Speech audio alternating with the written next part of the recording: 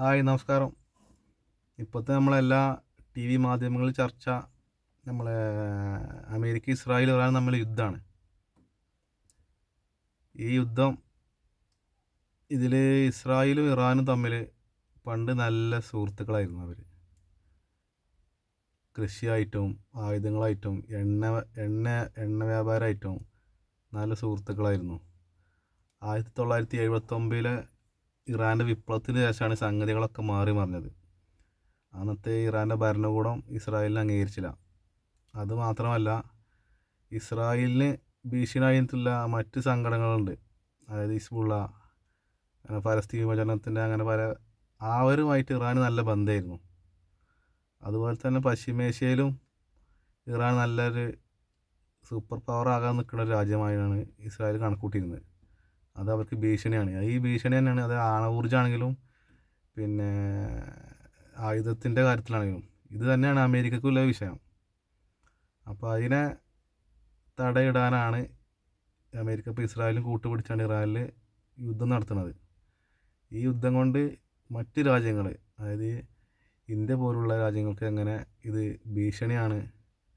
ഇന്ത്യയുമായിട്ട് ഇറാന് നല്ല ബന്ധമാണ് പണ്ട് മുതൽ.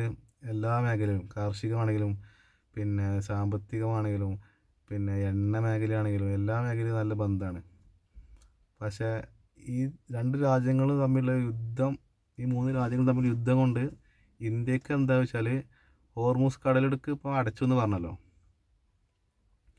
ഈ ഹോർമൂസ് കടലിടുക്കൂടെയാണ് പിന്നെ നമ്മളെ ഇന്ത്യയിലോട്ടുള്ള പല സാധനങ്ങളും, അത് എണ്ണ, മറ്റ് ഗ്യാസുകൾ, മറ്റ് സാധനങ്ങൾ എല്ലാം വരുന്നത്. അപ്പോൾ ഇത് അടച്ചു കഴിഞ്ഞാൽ ആ വരവ് നിൽക്കും. ആ വരവ് നിന്ന് കഴിഞ്ഞാൽ ഇന്ത്യയിൽ ഇപ്പോൾ ഉദാഹരണത്തിന് എണ്ണൻ്റെ കാര്യം പറയുകയാണെങ്കിൽ എണ്ണവില നന്നായി വർദ്ധിക്കും. എണ്ണവില വർദ്ധിച്ച സ്വാഭാവികമായിട്ട് എന്ത് ചെയ്യും, മറ്റ് സാധനങ്ങളുടെ വിലയും വർദ്ധിക്കും. അത് വർദ്ധിച്ചാൽ ഇന്ത്യൻ സമ്പദ് വ്യവസ്ഥ തന്നെ പിന്നെ അപകടത്തിലാവും. അതാണ് ഇപ്പോൾ യുദ്ധം കൊണ്ട് ഇപ്പോൾ ഉള്ളൊരു വിഷയം. അപ്പോൾ എത്രയും പെട്ടെന്ന് ഈ മൂന്ന് രാജ്യങ്ങളും യുദ്ധം അവസാനിപ്പിക്കണം. പിന്നെ ദൈവത്തോട് എല്ലാവരും പ്രാർത്ഥിക്കുക, പെട്ടെന്ന് അവസാനിക്കട്ടെ.